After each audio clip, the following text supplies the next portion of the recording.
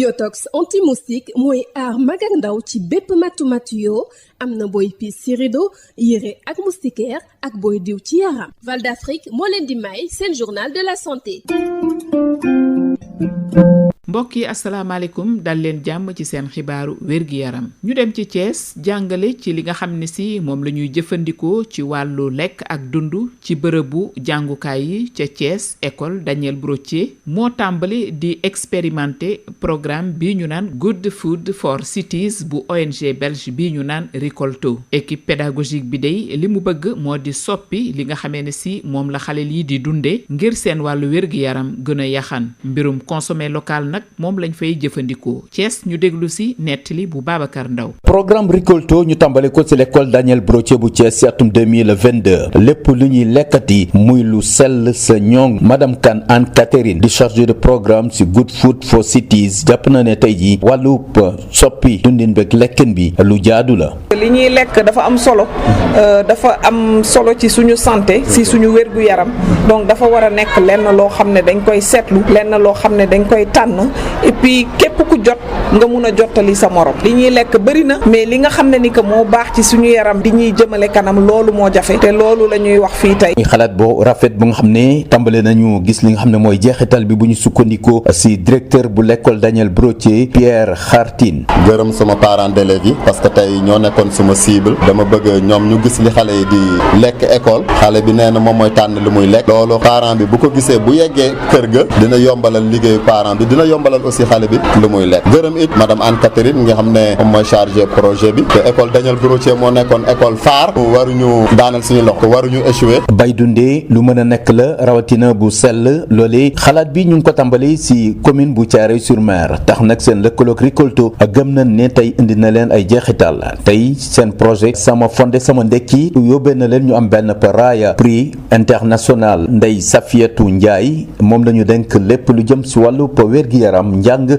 ak nutrition ci mairie bu Thiaroye-sur-Mer. te li ci ëpp solo nag yemul ci lekk bi kese ñu ngi ci àndandoo ak le district sanitaire bi nga xam ne moo nekk au niveau de l'arrondissement de Thiaroye ànd ci ak le poste de santé bi nga xam ne mooy polarisé la case des tout-petits ak l'école Ahmed Sow pour que ñu mën a xool évaluation xale bi benn ci li nga xam ne moom la lekk bi di def ci jeexital ci njàngam bi mais mu koy def tamit ci wérgu yaram bi nga xam ne ni moom la gën xale bi gën a soxla parce que petite enfance la ñuy waxtaane ci l'école Daniel Brottier tey jii jàpp na ni lépp luy saytu dundin ak la ñuy lekk ak la ñuy jaay foofee ci biir daara ji ba ci bunt bi direction bi dañ ci bàyyi xel bu baax a baax ñoom jàpp nañ ne loolu duñ ko natable Pierre Khartine mooy directeur bu l'école Daniel Brottier bu Thiès. mais ak ONG bi tax na ba suñu bët yi ñu gis léegi ñuy contrôler li ñuy jaay école léegi ñun tamit ñuy am suñu loxo ci biir voilà comme ça ñu mën a contrôler parce que boo amee junni élève ak ñetti téeméer war nga santu li xale yi di lekk voilà ñu ñibbi kër ga bu ñu eggee maman sama biir ngi metti papa sama lii loo lekk école laa lekk lii ak lii kon loolu yëpp ci suñu responsabilité loolu tamit vraiment mu ngi suñu xel te ñu ngi koy aar. ba tax na tey jii waajur yi nga xam ne fekke nañu ñaareelu bëccëg bi ñu jagleel wàllub alimentation ci biir daara ji di Daniel Brottier tax na waajur yu bari ñëw ñoom gëm nañ ne jàppale seen doom yi liñ ci séentu mën nañ ko gis ci diir bu gàtt yeneen l'école yi sax ñu ngi intéressé wu ci programme bi bokk na ci l'école Sainte Bernadette bu Grand Sanding bu Thiès Babacar Ndaw Thiès Sud FM. mbokk yi fii la ñu yem ak yéen ci seen xibaaru wér-gi-yaram jaageen jëf ñu jox leen dig daje ba beneen.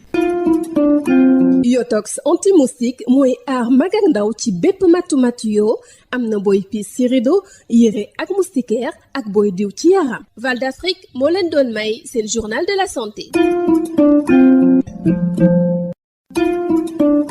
Yotox anti-moustique pour le corps, les vêtements, les rideaux et draps vous protège contre les moustiques chez l'adulte et l'enfant. Val d'Afrique vous offre votre journal de la santé.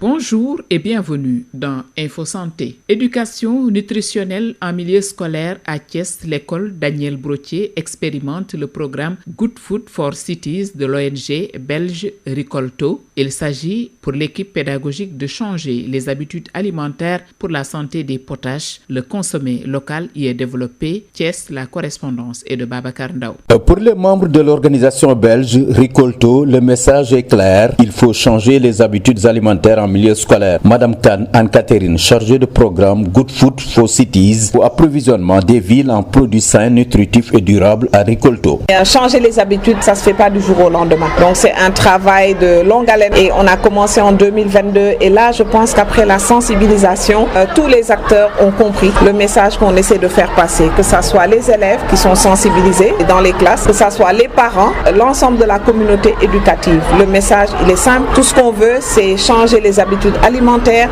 et permettre aux enfants d'adopter les bonnes habitudes alimentaires. À l'école Daniel Brottier de Thiès, l'intervention de Ricolto commence à porter ses fruits selon le directeur Pierre Khartine. La phase action, nous voulons maintenant que l'enfant choisisse ce qu'il doit manger. Devant une table d'une vendeuse, l'enfant doit être à même de choisir ce qui est bon pour lui, ce qui est bon pour la santé. Cette année, nous avions comme cible les parents d'élèves parce que c'est un transfert que nous voulons faire vers la maison. Les parents sont venus en masse, ils ont vu et à partir du sketch, les enfants ont compris qu'il y a des produits qui sont peut-être accès facile mais riches en éléments nutritifs. Venu encourager l'initiative, une équipe de Thiaroye-sur-Mer conforte bien l'idée selon laquelle le consommer local est bien possible. Madame Faye Yailat Deguennesen est la directrice de la case des tout-petits de Thiaroye-sur-Mer. Ce projet vraiment vise la nutrition à l'école, une alimentation saine et équilibrée. Et c'est possible à Thiaroye-sur-Mer, c'est possible dans les autres régions, c'est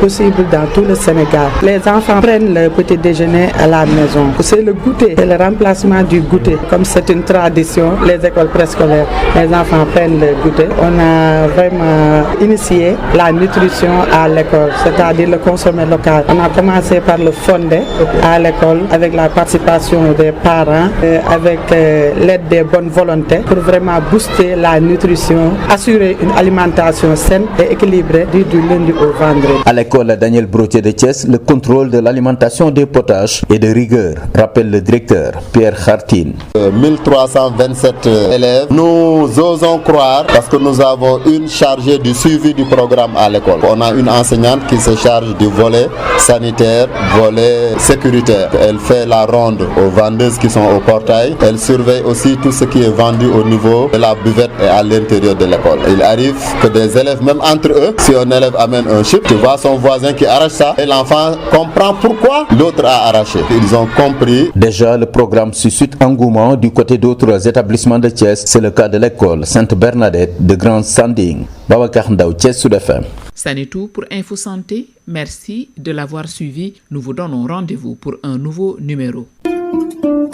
Yotox anti-moustique pour le corps, les vêtements, les rideaux et draps vous protège contre les moustiques chez l'adulte et l'enfant. Val d'Afrique vous a offert votre journal de la santé.